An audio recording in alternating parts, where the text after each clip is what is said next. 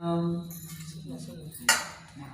लागुदो चरणे को धनिये न छुड़ायोखिन लांक तली लालेड़िया मेरे जीव के जीवन इन पाँव तले पड़ी रहूं धनी नजर खोलो वातुन पालना वालू निरखो नेत्रे मेरे जीव के ये जीवन मेरे जीव के जीवन। बोलो श्री सतगुरु महाराज की कहे हुक्मे महामत मोमिना क्यों कहे जाए गुण का नन जाके ताबे कई गंज सागर ए सुख से सके अरस के तन ए सुख से सके अरस के तन। देखो नैना नूर जमाल जो रूहों पर संकुल अरवाहें जो अरस की सो जिन जाओ खिने भूला सो जिन जाओ खिने भूला। प्राणादर्शन दशा जी पीछे श्रृंगार ग्रंथ के 13वां प्रकरण पूरे हुए। आज 14वें प्रकरण में हम लोग प्रवेश कर रहे हैं। हक मासु के नेत्र प्रियतम श्री राजी महाराज के जो नेत्र है उस नेत्र की शोभा का वर्णन है। देखो नैना नूर जमाल जो रूहों पर शनि। नूर जमाल यहाँ पर श्री राजी महाराज को कहते हैं और जहाँ नूर जलाल जो शब्द है वहाँ अक्षर ब्रह्म को कहते हैं। तो यहाँ श्री राज जी के नैनों की बात की जा रही है कि देखो नैना नूर जमाल जो रूहों पर शनि। जो धामधनी की जो आंखें हैं जहाँ धामधनी के जो नेत्र हैं क्या कहते हैं जो रूहों पर संकुल। वो नेत्र किसके लिए है? वो नेत्र किसको देखने के लिए लगे रहते हैं? वह नेत्र की नेत्रों में चाह किसके लिए बनी रहती है? अपनी रूहों को देखने के लिए। जो रूहों के अपनी आत्माओं को जो देखने के लिए जो नेत्र जो धाम धनी के हैं अरवाहें जो अरस की सो जिन जाओ खिन। कहते कि हे सुंदर साज जी विचार करो धाम धनी के नेत्र किसके लिए है? तो आपके लिए ही है। तो विचार करो जो धाम धनी के इतने सुंदर नेत्र इतने सुकोमल नेत्र जो आपके लिए ही है। तो अरवाहें जो अरस की तो इसलिए हे परम धाम की जो भी आत्माएं हैं कहते हैं कि सो जिन जाओ भूल जो तुम्हारे लिए ही है ये आंखें। अपने प्रियतम को तुम किसी तरह से भूलो मत क्योंकि ये अक्षरातीत के जो नेत्र है वो तुम्हारे लिए ही जो है नेत्र लगे रहते हैं। दिल अरस नाम धराए के नैना वर्णो नूर जमाल। कहते हैं कि दिल अर्श नाम धराए के मोमनों का दिल ही कहा गया अर्श है परम धाम है।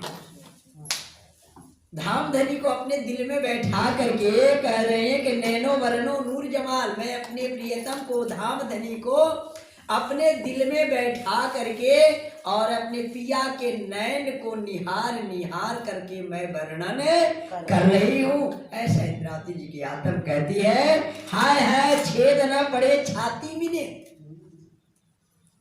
ऐसे धाम धनी हमारे हृदय हमारे दिल पर विराजमान है और उनके आंखों को उनके नेत्र को हम देख देख कर निहार कर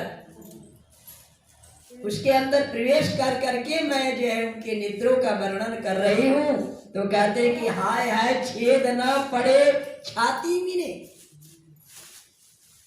मैं उनके ये नेत्र कोई संसार के नेत्र नहीं है, ये अक्षरातीत के नेत्र है, आपके धाम धनी के नेत्र है, आपको निहारने वाला नेत्र है। वो नेत्र है जो आपके दर्शन के बिना वह चैन नहीं पाते हैं, वो नेत्र है। कोई ऐसे वैसे नेत्र की बात नहीं की जा रही है। तो कहते हैं महामती श्री प्राणनाथ जी कह रहे इस बात को लेकर कि हाय हाय छेद न पड़े छाती मिले। इतनी बड़ी बात है और इतनी बड़ी बात अपने आप कानों से सुनने के बाद भी आपके छाती में छेद नहीं हो रहे हैं, आपके हृदय कितने कठोर हैं, रोम रोम लगे ना रूह भाल। कहते कि आपके रोम रोम में ये भाले की तरह नहीं लग रहे हैं। जो नेत्र आपके लिए तरसते हैं, जो पिया के नैन आपकी चाह में लगे रहते हैं, आपके नेत्र आपके दर्शन के लिए पिया के नेत्र खुले रहते हैं कि हमारी रूहें कब मुझे दिख जाए, क्योंकि पिया आपके आशिक है, आपको चाहने वाले हैं, आपके बिना उनको चैन नहीं है, आपके बिना उनके नैन को विश्राम नहीं है। हमेशा चाहते हैं कि मेरी रूहें मेरे सामने रहे, मेरे नजरों के सामने रहे, उनके हमारे बिना उनके नेत्रों को पल मात्र भी चैन नहीं है।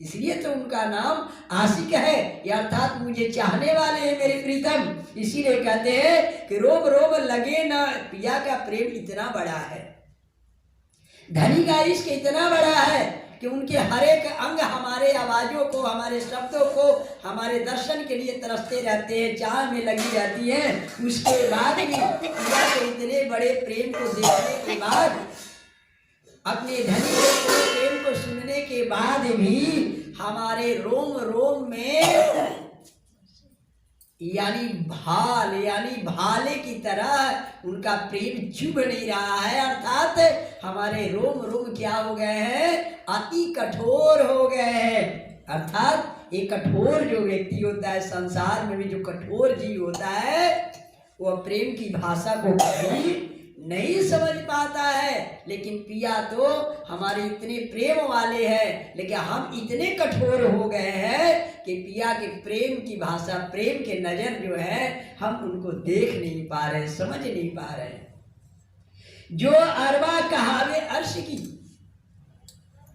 सुने बेशक हक बयान। कहते हैं कि जो अरबा कहावे अर्श की, जो पर, लेकिन मुझे विश्वास है जो परम धाम की अगर जो भी आत्मा हो और जो अपने आप को कहलाने वाली है, दावा करती है कि मैं परम धाम की हूँ, मैं अपने प्रियतम की अंग हूँ, जिनका ऐसा दावा है, तो कहते कि सुने बेशक हक बयान। अगर ऐसी उनके अंदर बात है बेशक, तो क्या कहते हैं, सुने बेशक हक बयान। मुझे बेशक ये इस बात का विश्वास है कि पिया की इन बातों पर अवश्य वो क्या करेंगी, गौर करेंगी, ध्यान देंगी कि हमारे लिए प्रियतम, हमारे लिए कितने उनके दिल में कितना अपार गंज, अपार सागर के भांति उनके दिल में, उनके हृदय में हमारे लिए प्रेम बसा हुआ है, जिसको हम समझ नहीं पा रहे हैं। सिफत पाई हक नैन की, हक नैनों में गुण अपार। कहते सिफत पाई हक नैन की, कहते हैं सिफत समझ ही रहे, बड़ाई, उस नैन की बहुत बहुत बड़ी बड़ी बड़ाई है, नेत्रों की सिफत प्राप्त की। यानी कहते हैं मैंने अपने धामधनी के नेत्रों की बड़ाई प्राप्त की है, मैंने ये इस बात को समझा है। और हक नैनों में गुण अपार, पिया के नैनों में, पिया के आंखों में अपार गुण है। जितना भी गुण वर्णन किया जाए सो थोड़ा का थोड़ा है। उनके नैन हमें किस तरह से घायल कर देते हैं, अपार है। इंद्रावती जी अपने दिल की बात कह रही हैं, और हम रूहों के दिल में भी वही इश्क, वही प्रेम भरना चाहती हैं। इसलिए बार बार कह रही हैं कि आपके हृदय कैसे हैं, जो उनके नेत्र आपके रूप पर ये भाले की तरह नहीं लग रहे हैं। तो कहते हक नैनों में गुण अपार, पिया के जो नैन है, पिया के जो आंखें हैं, जो अति सुंदर है, अति प्यारे हैं।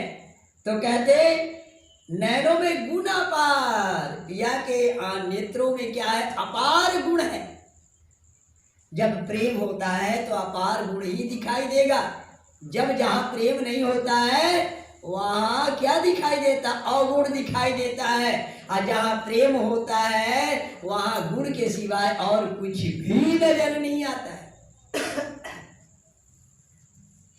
सो गुण अखंड अरस के ए रंग हमेशा का। संसार में हम जितना भी गुण गाते हैं सो तो सीमित है, लेकिन ये गुण जो है अखंड अरस के, पिया का जो नेत्रों का जो गुण है वह अखंड है, अर्थात हम जितना ही गाएं सो थोड़ा का थोड़ा ही है। वाणी में आपने प्रकाश के पीछे सुना होगा, प्रकाश हिंदुस्तानी में, कि गिनती के शब्द क्या है पिया के गुण गाने में? शंख महाशंख की गिनती होती है, लेकिन शंख महाशंख के बाद भी ऐसे गिनती महामती श्री प्राणनाथ जी ने दिया और कहा कि इन सबके द्वारा अगर पिया के गुण को गाने लगे तो भी उनके गुण को गाया जा सकता नहीं है।